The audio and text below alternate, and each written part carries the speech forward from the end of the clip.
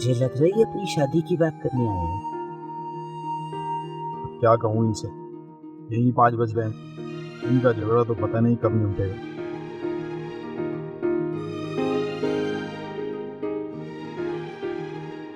अम्मी, हाँ वो मुझे कुछ जरूरी बात करनी थी आपसे। अरे कैची, ओ कैची। क्या हो गया? उमा आपा को क्यों बुला रही है? उनको मत बुलाए, मुझे कुछ जरूरी बात करनी है आपसे। हाँ हाँ बात कर ले कर ले। क्या हो गया अम्मा, क्यों और तुम मुझे कैंची कह के बुला रही हो? तो और क्या कहूँ, शहजादी कहूँ, मलका कहूँ या जमात आदमी कहूँ?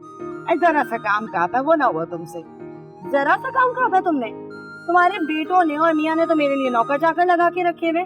अरे सारे घर की जिम्मेदारी मेरे सर पे डाली हुई है, और तो और घर का खर्चे, घर की कमाई भी मैं ही करती हूँ मर्दों की तरह। तो बहन किसी नवाब के घर पैदा हो जाना था ना, हमारे घर क्यों पैदा हो गई, वो भी फूटा हुआ मुकद्दर लेकर।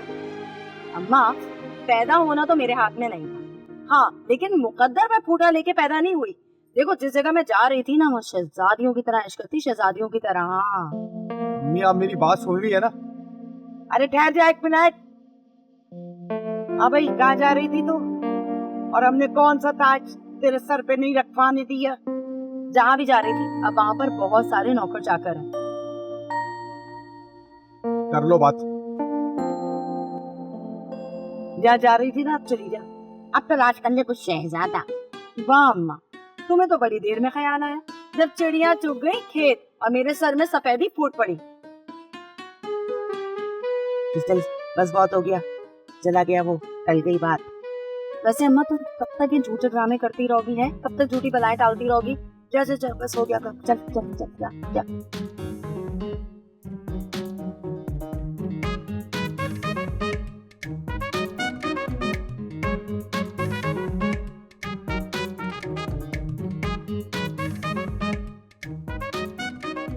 अम्मी सुन।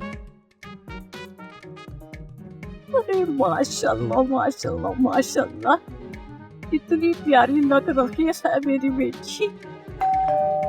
लगता है अरुण आ गए। हिना, हिना दरवाजा खोलो। हिना तो निशा के घर जाने का पूछ रही थी, वो शायद घर पे नहीं है। मुझे लगता है अरुण आ गए, अब्बू है घर पे, और वो भी नहीं आए ना अभी तक। और ऐसा करो, तुम दरवाजा खोल दो जाकर। मैं? अच्छा ठीक है, मैं 2 मिनट सफाई करके ना जाके खुद देखती हूँ। नहीं मैं ही खोल देती हूँ। ठीक है।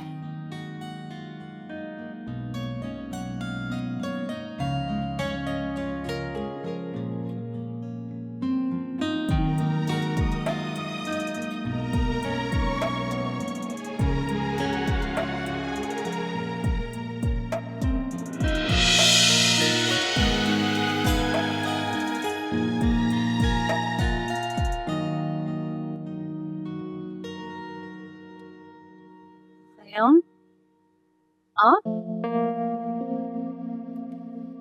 हाय, तुमने तो मुझे सरप्राइज ही कर दिया। वो कैसे? सरप्राइज ऐसे कि मैं तुम्हारे सामने आकर तुम्हें चौंकाना चाहता था, और तुमने इस तरह मुझे वेलकम करके मुझे ही सरप्राइज दे दिया। नहीं, मैं तो असल में एक दोस्त की बर्थडे में जा रही थी, मुझे तो पता भी नहीं था कि आप आ रहे हैं। एनीवे, आप प्लीज अंदर आए। घर में कोई नौकर है? नहीं, क्यों? तो ये सामान कौन उठाएगा? मैं उठा दूंगी आपका सामान। एक्चुअली घर से नौकरों ने, एयरपोर्ट पे स्टाफ ने, और यहाँ तक ड्राइवर ने सामान छोड़ दिया। इतनी डिटेल बताने की जरूरत नहीं थी। आप अंदर आ जाए, मैं आपके सामान में हेल्प कर देती हूँ। श्योर।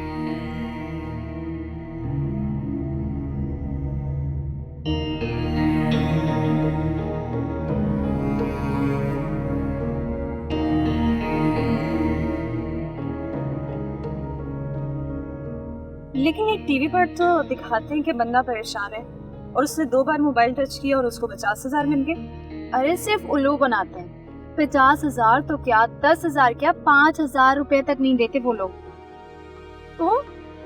तो क्या 1000 रुपए का लोन देंगे, उसके बाद सूद समेत टाइम पे वापस करोगे, नया क्रेडिट डलवाओगे, उसके बाद जाके 1500 रुपए करेंगे वो लोग।